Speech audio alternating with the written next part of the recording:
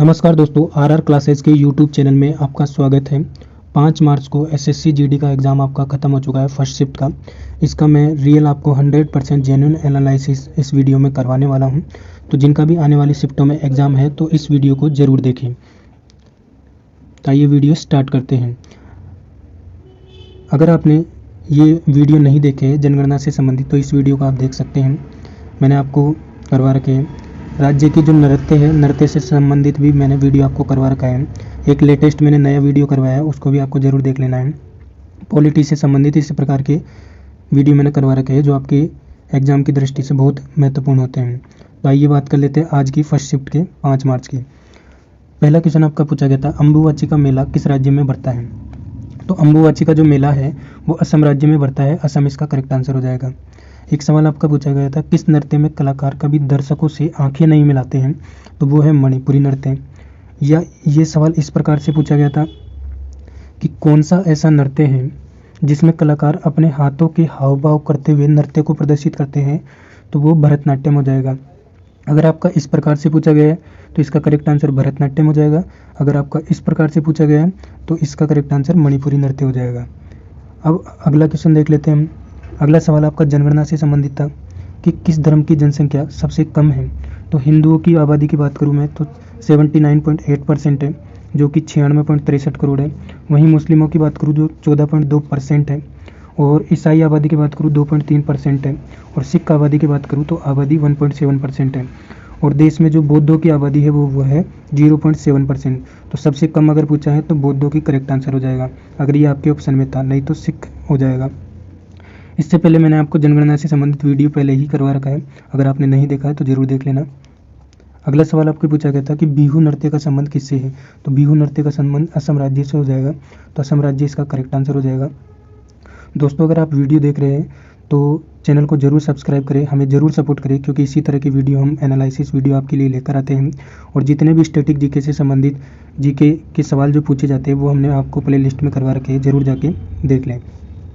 अगला सवाल आपका पूछा गया था कि राष्ट्रीय खेल दिवस कब मनाया जाता है? तो राष्ट्रीय खेल दिवस जो है 29 अगस्त को मनाया जाता है, जो मेजर ध्यानचंद की जन्म तिथि पर मनाया जाता है। तो 29 अगस्त करेक्ट आंसर हो जाएगा। अगला सवाल आपका इस प्रकार से पूछा गया था कि आर्टिकल 49A पूछा गया था या आर्टिकल 39A पूछा गया था।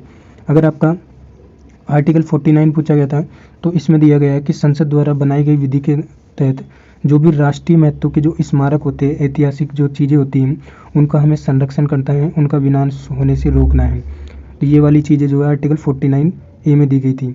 अगर आर्टिकल 39A में दिया गया है तो समान कार्य के लिए समान वेतन आपको दिया गया है। अगला सवाल आपके पूछा गया था कि वित्त आयोग में जो आपका वित्त आयोग होता है, जो आर्टिकल 280 के तहत आता है वित्त आयोग, उसमें सदस्यों की संख्या कितनी होती है? तो वित्त आयोग की बात करें तो वित्त आयोग का एक तो अध्यक्ष होता है प्लस 4 अन्य सदस्य होते हैं। तो ये आपका करेक्ट आंसर हो जाएगा। अगला सवाल आपका पूछा गया था कि शुकुर खान का जो संबंध है वो किस वाद्य यंत्र से है? तो शुकुर खान का जो संबंध है वो सारंगी वाद्य यंत्र करेक्ट आंसर हो जाएगा। अगला सवाल है आपका पंचवर्षीय योजना से कि छठी पंचवर्षीय योजना का संबंध किससे है? इसमें आपके पूछा गया था छठी पंचवर्षीय योजना की अवधि आपको पूछी गई थी 1980 से 1985 के बीच में छठी पंचवर्षीय योजना की अवधि थी। अगर इसके हम जो टारगेट है, जो लक्षित विकास दर है वो 5.2% थी, लेकिन वास्तविक जो हमने अचीव किया था वो 5.7% थी। यानी जितना हमने लक्ष्य किया था उससे ज़्यादा हमने इसमें प्राप्त किया है। और ये जो है शिवरमन समिति की सिफारिश पर 1982 में राष्ट्रीय कृषि और ग्रामीण विकास बैंक की इसमें स्थापना की गई थी। तो ये 1982 में, इनको भी आपको ध्यान में रखना है। अगला सवाल आपका पूछा गया था कि आर्य समाज की जो स्थापना है वो किसने की? तो आर्य समाज की स्थापना दयानंद सरस्वती ने 1875 में की। ये आपका रिपीटेड सवाल है। अगला सवाल आपका कि भारत में हरित क्रांति के जनक कौन से माना जाता है? तो MS स्वामीनाथन को भारत में हरित क्रांति के जनक माना जाता है, और विश्व में नॉर्मन बोरलॉग को माना जाता है। तो ये भी आपको ध्यान में रखना है, और ये भी आपके रिपीटेड सवाल है अगर आप डेली एनालिसिस का वीडियो देखते हैं तो।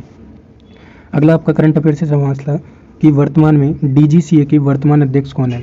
तो विक्रम देवदत्त जो है वो DGCA के वर्तमान में अध्यक्ष हो जाएंगे। तो ये आपका करेक्ट आंसर हो जाएगा। अगला सवाल इस प्रकार से आपका पूछा गया था कि किस वर्ष से बजट घाटा दिखाना बंद कर दिया? इस प्रकार से आपका कोई सवाल पूछा गया था। एक आपका पूछा गया था संगम साहित्य से संबंधित प्रश्न था और उसका आंसर मधुरैता, इस प्रकार से सवाल पूछा गया था। एक सवाल आपके पूछा गया था 2019 में किस संविधान संशोधन में? इस प्रकार से आपका सवाल था।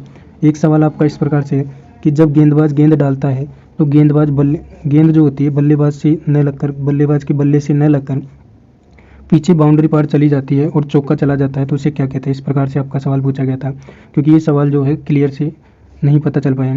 अगला आपका पूछा गया था, ये दोनों आपके एक ही में थे, स्टेटमेंट वाइज आपके ऑप्शन दे रखे थे कि सुशील कुमार का संबंध किससे है।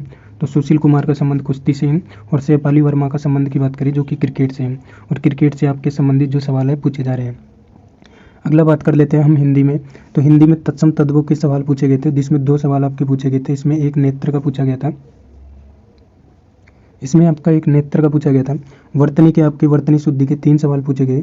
इसमें एक आपका उच्चारण की वर्तनी पूछी गई थी सही, 2 विलोम शब्द पूछे गए थे, 2 पर्यायवाची शब्द पूछे गए थे। 2 विलोम में आपका एक दुर्जन का विलोम शब्द पूछा गया था, एक आपका मुहावरा पूछा गया था जिसका अर्थ होता है मुट्ठी गर्म करना, ये मुहावरा आपका पूछा गया था। एक लड़ना की भाववाचक संज्ञा पूछी गई थी। तो दोस्तों आपको वीडियो कैसा लगा, इसी तरह हम एनालिसिस वीडियो आपके लिए करवा पाते हैं, और ज़रूर हमें सपोर्ट कीजिए ताकि इसी तरह की वीडियो हम आगे भी आपके लिए लेकर आएँ। और इस वीडियो की PDF के लिए आप व्हाट्सएप पर मैसेज कर सकते हैं, आपको फ्री में PDF मिल जाएगी। वीडियो देखने के लिए बहुत बहुत धन्यवाद। चैनल को ज़रूर सब्सक्राइब करें।